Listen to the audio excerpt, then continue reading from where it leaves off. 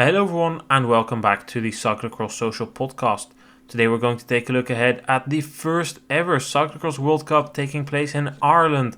On the Sport Ireland Cross Campus there will be the 9th round of the Cyclocross World Cup taking place, and with me here to take a look ahead is Issam. Yes, thank you for having me. Don't miss anything of the action in Dublin by getting your GCN Plus subscription. Head to gcn.eu/cxsocial for a 25% discount on your annual GCN Plus subscription. Not only can you watch all these cyclocross races uninterrupted there, you can also watch the road racing. The Track Champions League series just finished, but there will be more track racing on there. It's really the place to be as a cycling fan. So head to gcn.eu/cxsocial for 25% off your annual subscription. This deal is for all our Dutch, American and British subscribers or listeners. Then let's go in and talk about the World Cup in Ireland, Dublin. Issam, what are your thoughts? It's a last-minute replacement of London. What do you think about the fact that we are going to Dublin, and what are your thoughts on the course? Well, yeah, I mean, initially it was London that should have been taken place, but obviously that fell short. And then you hope that there was going to be a replacement, and luckily Flanders Classics found a replacement that I think fits quite well in my opinion. I think that in terms of placement in Dublin in Ireland, I think that we go to a place which is for the last couple of years we haven't been to in terms of World Cup. I don't even know if we actually had a World Cup there in terms of cyclocross. In that sense, it's definitely a very good step and a very good replacement. And I'm excited to see, what it will bring. I think that in terms of fans, especially the fans from the United Kingdom, from Ireland themselves, they are obviously looking forward to see Pidcock going there. And I think that will definitely give us another look, because we are normally used to more the Belgian fans. And I think now we will see a bit more of that dream that some of us have, and we have, especially with the internationalization of cyclocross. And I think that's definitely good to see. Yeah, in terms of spectator numbers, it's looking pretty promising. Already 4,000 tickets have been sold in the pre-sale. If they get a total of 7,000 spectators, I think they do a very good job for your first ever World Cup. It's not necessarily in the city centre of Ireland or of Dublin in Ireland either. So yeah, definitely looking good if they can get that amount of spectators. And the only other time that the World Cup was in it's never been in Ireland, but it was in Milton Keynes in 2014. That's the latest I can recall. I know the Worlds have been in Leeds before, and they've been in London. But anyway, Milton Keynes was a success in terms of spectators. There were 10,000 spectators there. The course looked pretty fun. A shame that never stayed on the calendar. But Dublin, yeah, I'm looking forward to it. The course on paper might not be the most exciting. There's no super decisive feature on it that will stand out. I mean, maybe the equestrian arena they go through for a sand pit. But for the rest, it's a very wide course. In a way, it reminds me of some French races. It's super wide, it's relatively fast, but if it's raining, it will be muddy. And there's been some rain now, and I do expect it to be muddy from what I've seen. It includes some minor elevation, and I think they did a very good job in maximizing the potential the venue has. It's not a venue with a ton of elevation, but there is some elevation around it, and they did their best to make some technical corners out of it. And there's no super steep banking. There's only one or two. But yeah, it's definitely a course where if it's a bit slippery, you can see riders utilizing their cross skill. That should be something for Pidcock, but overall, with how much power there is, it's not going to transform into Dendermonde, I think, because it has a different type of surface. But overall, this should definitely be a course for Wout van Aert. It has two long straights connecting the most right and the most left part. Van Aert can use his power there, and well, as Pidcock said, if you're only 57 kilos, yeah, you're going to suffer in terms of pure power output. Yeah, I mean that is definitely something which is going to be apparent. I think that especially the course, like you said, it's really something that will benefit the guys with a big engine that are able to push really well through the field. And I think that Van Aert definitely is one of those guys that, even with the limited amount of racing that he has, only going to be his second race in Dublin this season, but I think that he is going to be the clear favorite in the men's category. I think that Pidcock definitely should be able to follow him, but I think that in the end, it's leaning more towards a Van Aert victory than a Pidcock upset. But the race still needs to be done, and one mechanical and one crash can change a lot of things. So it's you have to finish first. So I think that that's going to be interesting to see how that will go. Yeah, mechanicals can always happen, and it's a cliche in cross to say anything can happen, but it's true. But purely based on what we know, this should be a race that is suiting Wout van Aert so much that it's hard for him to lose, despite Pidcock being in good form. Van Aert already looked good last week. I think Pidcock will be able to follow Van Aert for a while, but yeah, if it's a bit muddy and really a power course, I'm mostly looking at Van Aert. Sure, last week Vanthourenhout was good. Vanthourenhout is now training in Spain. He will, however, make the trip over to Dublin to race the World Cup there.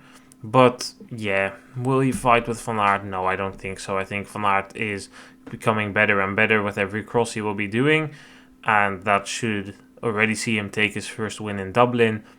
I would say Pidcock is my favorite for second, purely based on his form level. If he gets a good start, that is, because he can't be having a start like he had in Antwerp.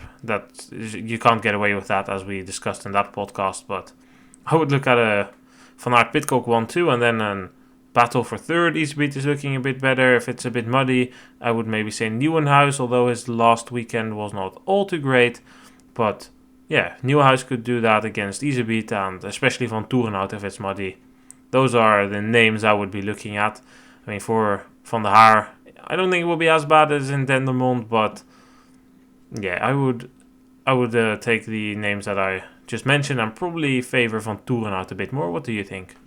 I definitely agree with that. I think that Van der Haar on a course like this can definitely surprise, though, because I think that it's not as that he can definitely get away with his power output. There's not a lot of climbing in it, and his performance in Antwerp was definitely not bad. So the form is definitely there. He's still looking good. So I would place him even a little bit higher than Vanthourenhout, despite the fact that Vanthourenhout was definitely very surprisingly good in Antwerp through the sand and just in general. But I think that Van der Haar can definitely fight for a podium.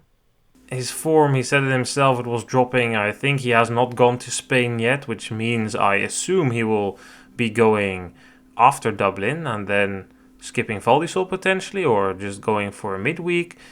That's just speculation. I don't know that for sure, but yeah, I feel that Vanthourenhout will have the upper hand due to the course. I expect it to be a bit muddy.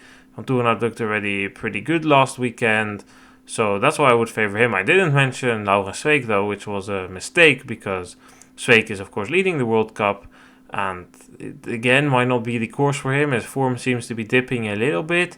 I don't know if he's in Spain right now or not, but is 1 week enough to get your form curve back up again if it's dropping a bit? I don't think so. I think you would need a bit more time for that to work out. We saw it with the European Championships as well. He was not at his best at the European Championships, as he said, and then only after the European Championships, the week after with Neil, that's when he started kicking in again, like reaching the best Sweeck we saw this season.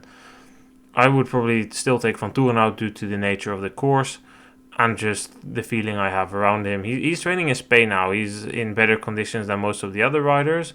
So, yeah, I would be backing Vanthourenhout, and Van der Haar maybe a bit later again in the season.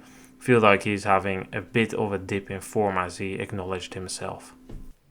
Yeah, I think that that's definitely interesting that, Van der Haar, indeed, he is feeling that the form is declining in a way. So that will definitely be interesting to see if that is going to be very apparent in Dublin or not, or it's still going to be close enough for him to battle it out for sure. But yeah, we are getting now into some sort of a state of the season where some riders are declining a bit. Some had some injuries or had some difficulties during the season, like an Iserbyt, who had a couple, tough last couple of weeks, but seems to be getting it going again a little bit. It's still the question if he is going to be doing well in Dublin, but yeah, it's the fight behind Van Aert, I think, is going to be interesting. And is Pidcock going to be able to get away from the other guys without any difficulties? I think that he should be able to do that, considering that he is going to be able to follow Van Aert the longest. And then behind is going to be the battle for the podium, and the battle for the classification. Sweeck, like you said, he's in some sort of difficulties in terms of a form dip in a way, but Iserbyt, the one that is challenging him right now for that top spot in the classification. He's not having the best of days, but he's looking to come back, and he's definitely having less difficulties than he had before. So it's an interesting race, I think, on a course that most guys don't know. I think nobody knows. So that will definitely will be interesting to see how that will play out. Maybe a bit of a dark horse still for a podium I would like to mention, Kevin Kuhn. He's been doing super well this season, and the course, if it's a bit muddy, should suit him. So yeah, that's definitely a rider to keep an eye on. And finally, Pim Ronhaar is going to be racing again, I think. I'm not too sure, he's on the start list, but he has been struggling with illness and therefore skipped last weekend. I think he was initially reported to be skipping Dublin as well, but he's on the start list, so that's why I'm not too sure. I don't think it will do much considering his illness, but it's good to see him back in action again after needing to take a week of rest.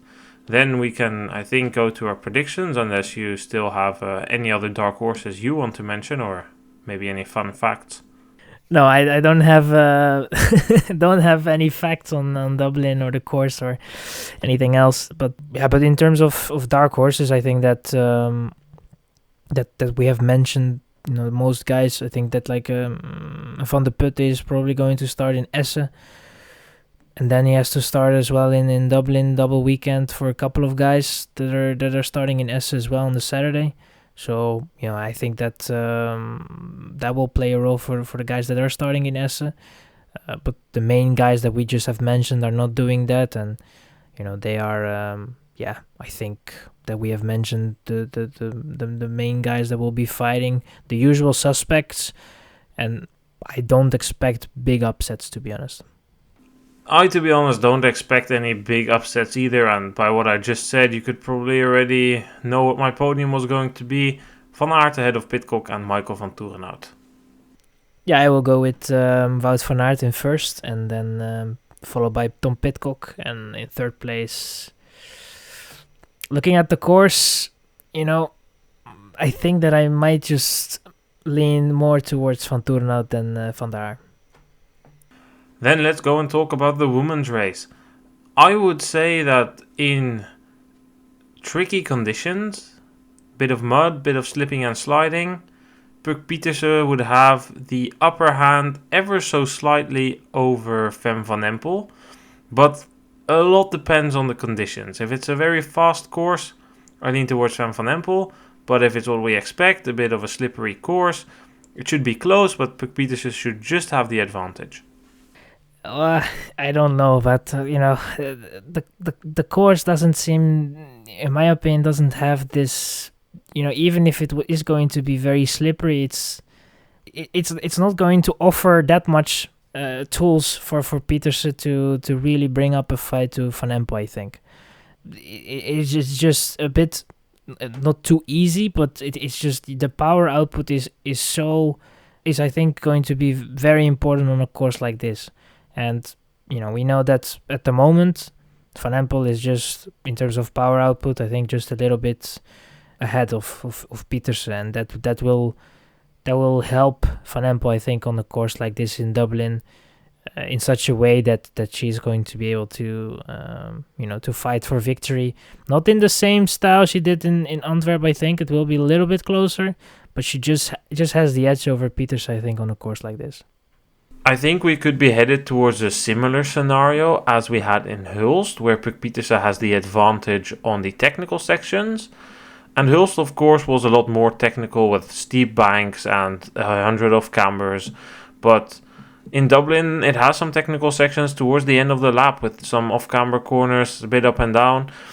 I will be looking at if she has enough of the upper hand on those sections to compensate for potentially being a little bit less in the muddy power sections compared to Van Empel. But ultimately, I think it will come down to these two riders because they have been the leading two women for the past couple of weeks. Van Anrooy has been alright, but she's not here. And with such a tiny start list, only 27 starters, I do think Betsema would be the third name to mention. I don't think she can compete for the win, but a podium is definitely something that she should be getting here. I would say that she's the third woman here at the start. I hope so. But normally that should be definitely the woman that is going to finish in third, because the entry list at least, and then the starting field is quite small, which is actually a bit of a shame, I think, because if you're in terms of level, a World Cup needs to have bigger field than what we are looking at for this Sunday. But for Betsema, I think Van der Heijden has been going well also, but normally Betsema is in good enough form to bring back home a third spot.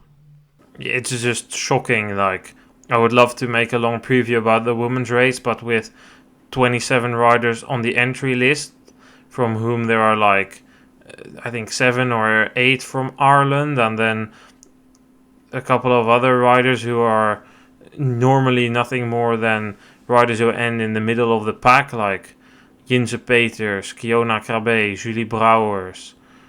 Like, respect for all riders that race. It's not to disrespect them, but it's just not the level that a World Cup start list should have.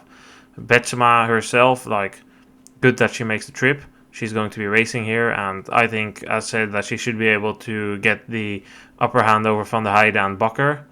Prevot is racing. She has a very good chance at getting a top 10, but some riders here are going to get a World Cup top 10 that are normally nowhere near the top 10 of a World Cup, and that's pretty sad because it's always the non-Dutch/Belgian races that suffer for a number of reasons. First of all, Dublin is just on a terrible date on the calendar. They are in a period where many riders are taking rest, reloading themselves, rebuilding their form because the so busy Christmas period is coming. It's like a race every other day, and some days there's a triple header. So it's going to be busy for the riders, it's going to be busy for us, and I 100% understand the riders that feel that they need to take rest at some point, and the World Cup should know that. I feel like cyclocross is the only sport where they expect riders to be operating in a series for 4 months straight. This starts at the first or second weekend of October, and it ends with the World Championship, so it concludes in the first weekend of February. It's October, November, December, and January. It's 4 months. They just need to realize at some point you need to take a week of rest like all other sports do. Yeah, spot on. I think that that is a bit of a shame indeed, like you say, that most of the time it's the quote-unquote foreign countries that organize a World Cup that suffer from it. Luckily, Benidorm doesn't suffer from it, but I think that their placement and the way they kind of promoted that race, really helped them in a way. But yeah, I think that overall, that they really have to look into this and look into a way to make sure that that every World Cup, or at least the majority of the World Cups, will not have this issue what we have right now in Dublin, in a way, because it's not a good look in a way for the sponsors. It's not a good look for the viewers as well, that are questioning why one rider is starting in Essen, but is not going to be starting in at a World Cup. I mean, S is not even a Super Prestige or an X2O trophy. It's an Exact Cross. That's, with all the respect to the Exact Crosses, it's definitely not even close. Normally, that should have been even a fight of where the riders would be going to. But yeah, it's that's at the moment, that is what the situation of the sport and the situation of what the riders have to choose. If I was them, I would maybe also pick Esse, because just in terms of money and the fact that it is not that far away, you can maybe skip 1 or 2 races in the World Cup if you're good placed. And yeah, it's just, in general, I would understand them, but you need to just make sure, as an organizer, as the one that is responsible for the calendar, you need to just make sure that those kind of things are you just make sure that that scenario is something that normally shouldn't be happening. Or even if you're not good placed, like if you've already skipped the 2 races in America, then it's probably cheaper for you to go to Esse. If you go to Esse as a subtop rider, like Sanne Kant, she will be making a nice check. She will be receiving a nice check when she races in Esse. If she goes to Dublin, like if all the riders are there, she's going to be fighting for a spot in the back end of the top 10 or in the top 15. And she's not going to be making any money on her trip. She's going to be paying money. So purely from their own perspective, I can understand why you choose to go to a race that offers you start money. But there's a second problem, and that's that the next week is also a flyaway race. They're going to Val di Sole, and for some riders, they simply can't afford to go to Dublin and Val di Sole, so they need to make choices. Some riders will be racing Val di Sole and not Dublin, because they simply chose to make the trip over to Val di Sole as they prefer that race, which I can also understand due to the nature of that race, but it's just not something that should be happening. The World Cup should try and figure something out, because they're also fighting against public opinion in Belgium. In Belgium, there is a very big narrative of the World Cup should not even go to Dublin. It should stay on mainland Europe. It's way too expensive. Nobody will be there. Why are people even talking English in the interviews? Because all the athletes are Dutch or Belgian, they speak Dutch, and they are just talking in bad English, whilst if they say it in their own language, in this case Dutch or Flemish, they will be talking much more open. If you are fighting this narrative, you cannot permit yourself to go to Dublin or go to the States, or like last year, go to Val di Sole and have these tiny start lists, because it will only feed this narrative, which will make it increasingly difficult to build your future of internationalizing the sport. And in this case, I don't blame the riders, because purely from an egocentrical point of view, I understand that they're not going to be paying a couple of €1,000 for them and their staff to get to Dublin when they can go to Esse. But it's just something that they should work on, try and get a travel allowance, or try and I don't think start money in the World Cup would be the solution, but you need to come with some sort of alternative to protect these foreign, well, you know what I mean, this the quote-unquote foreign races from this unfair competition of an exact cross, which is stealing, in a way, your start field. There's just no depth here, and that's a real shame.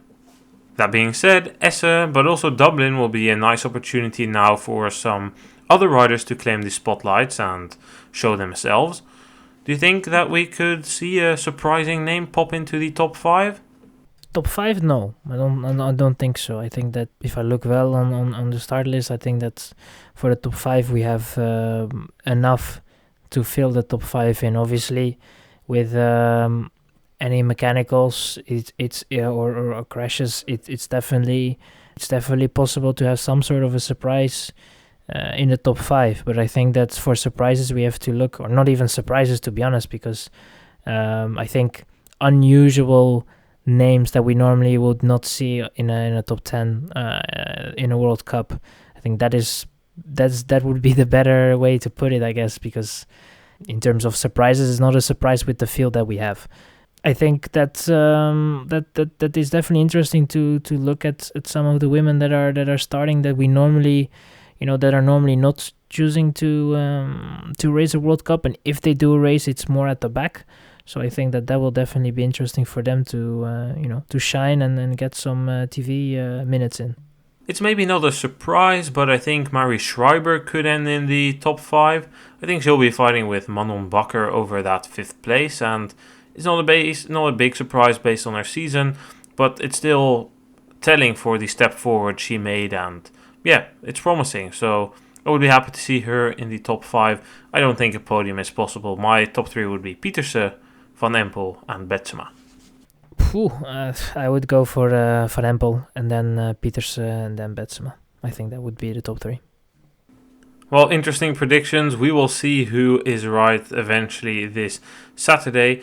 Zondag.